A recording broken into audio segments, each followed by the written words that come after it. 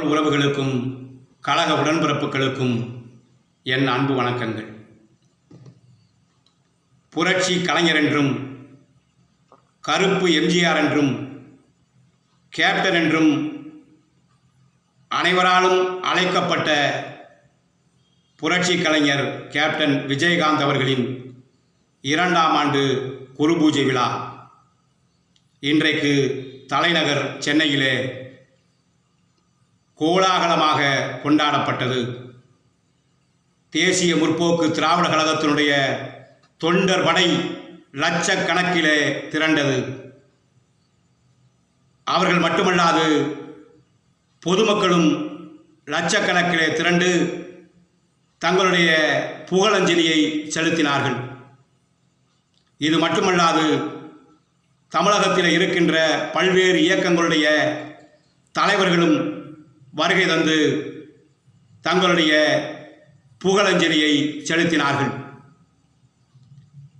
கழகத்தினுடைய பொதுச் செயலாளர் புரட்சி தமிழர் டாக்டர் எடப்பாடியார் அவர்களை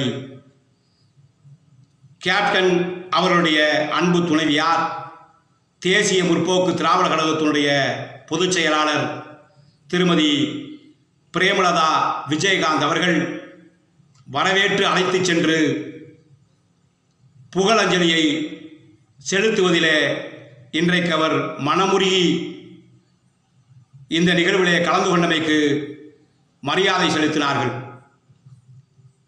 இன்றைய சூழ்நிலையில் புரட்சி கலைஞர் விஜயகாந்த் அவர்கள் தன்னுடைய லட்சியமாக வறுமையை ஒழிக்க வேண்டும், ஏழ்மையை அகற்ற வேண்டும் என்று பாடுபட்டார். திரை உலகத்திலே சாதித்து காட்டினார். அரசியல் பொது வாழ்க்கையிலும் தமிழகத்தினுடைய சட்டமன்ற எதிர்க்கட்சி தலைவர் வரை உயர்ந்தார். தேசிய முற்போக்கு திராவிட கழகத்தினுடைய நிறுவன தலைவராக வாழ்ந்து மறைந்தார். மக்களுடைய நெஞ்சமெல்லாம் நிறைந்திருக்கின்ற சிறந்த தலைவராக, மனிதநேயமிக்க தலைவராக, பண்பாளராக விளங்கிய புரட்சி கலைஞர் கேப்டன் விஜயகாந்த் அவர்களுக்கு பல்வேறு விருதுகள், தமிழகத்திலே விருதுகள், புரட்சி தலைவர் எம்ஜிஆர் விருது, கலைமாமணி விருது, சிறந்த இந்திய குடிமகன் விருது, பல்வேறு விருதுகளை அவர் பெற்றாலும் மத்திய அரசினுடைய பத்மபூஷன் விருதையும் அவர் மறைவுக்கு பிறகு மத்திய அரசு வழங்கி பெருமைப்படுத்தியது.